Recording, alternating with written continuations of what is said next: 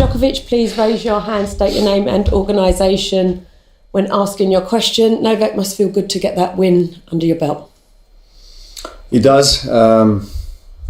Practice week, as I was mentioning before, went great, but obviously match play, official match on the center court, something completely different. So I didn't know how I'm going to feel on the court and how knee is going to hold up, but very happy with the way I felt, with the way I played, the way I moved. For an opening match, I couldn't ask for a better start. Rob? Novak, congratulations. I noticed Ronnie O'Sullivan was in your box. Yeah. Are you a big snooker fan, and do you know the Rocket? I'm his fan. I watch snooker just because of him. I mean, I watched it when I was a kid. Honestly, I watched him play many years ago, and my father loved watching snooker, but I only watched Ronnie. Whenever he would not play, I wouldn't watch. So we just had a meet-up and interaction for the first time. So it was great. You know, he was one of the sport greats that I used to watch when I was a kid, and it was really nice to have him around, and hopefully we're able to play some snooker. You know, so because I'm really bad at snooker. I'm okay at the pool or billiard, but snooker is I tried it twice and it's really tough. So yeah, it's amazing. He's a really nice person, nice guy, and very funny. Matt?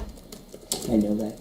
Can you compare what you're managing today in terms of any kind of limitations versus what you managed in that last match in Paris that you survived against Ronnie? I know you had pain there. Yeah. This is something completely different. But yeah. Can you compare those two experiences? Not really comparable because the surface is different. Obviously, the sensation on the court was different. The different opponent, obviously, Cerundolo on clay. Very tough challenge. Even if you're healthy. So different circumstances. Really, I didn't have any kind of pain that I had in that match today. So that's good.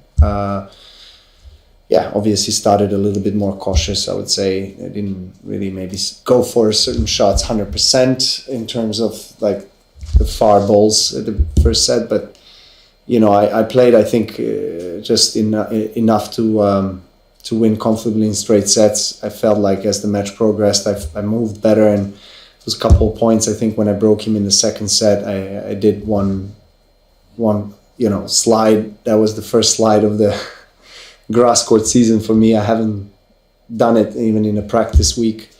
So that was a great test, and after that I felt happy that I did it because, in a way you also feel mentally hesitant, to do those extreme movements, but knowing that I can do it is obviously very comforting and very positive. Charlie? Novak, I just wanted to ask you about Andy, who was out in singles today. Just kind of, if you can summarise your relationship with him over the last 2 decades plus, and kind of any stand-up memories, with you and him. Very obviously sad news for the tournament and for the tennis world to hear that he withdrew from the singles event here in Wimbledon. I hear that he's going to try to play doubles. I mean, hopefully he can get another shot at next year's Wimbledon with singles. Knowing him, he's going to try to do that. Just incredible resilience throughout all his career. Multiple Grand Slam winner, legend of the game, #1 in the world, going to play Challenger Circuit to build his rankings.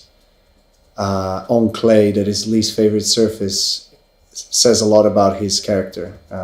Just huge inspiration to all of the players. Doesn't mind getting out on the court for hours every day. Incredible professional.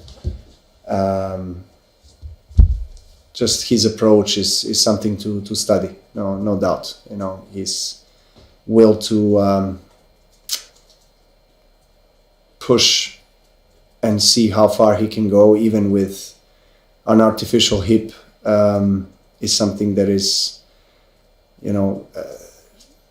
just inspiring, but also serves as a great example, I think, to a lot of the athletes, that younger ones that start to complain about this and that, so he has left a great mark on and off the court, no doubt, for the tennis, but something tells me again that he will keep going, and he deserved, of course.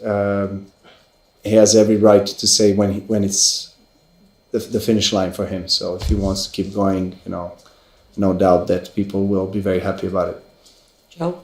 I know that. Great to see you back out on centre court. I just wanted to talk about the knee sleeve because it looked grey from the crowd. I know. Just wondered. Grey or great? It looked grey. The colour. Grey, grey. yeah, it is grey. I just wondered with the Wimbledon all white policy whether you're nervous about the colour of the knee sleeve. I did check. I actually just met chairwoman just before walking onto the court, so she gave me thumbs up, so it was okay. And of course, we did check in the days prior if we have a permission, and we're trying to find a white one. Trust me, it's. I saw Francis Tiafoe played.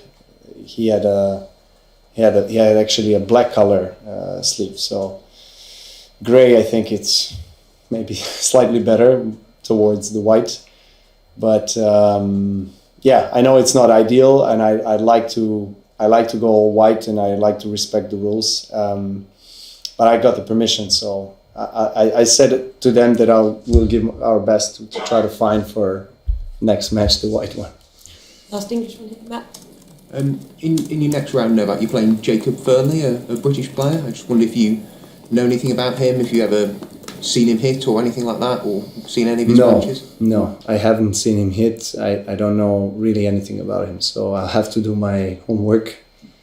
And I know he was granted a wild card to play in the tournament, and so yeah, I will definitely analyze his match of today and see who I am up against. Obviously, him being British, he's going to have the crowd, and you never like to play British in Wimbledon, but I'm looking forward to it. For me, it's just about really maintaining this good sensation, good feelings on the court, getting my body and my knee in the shape to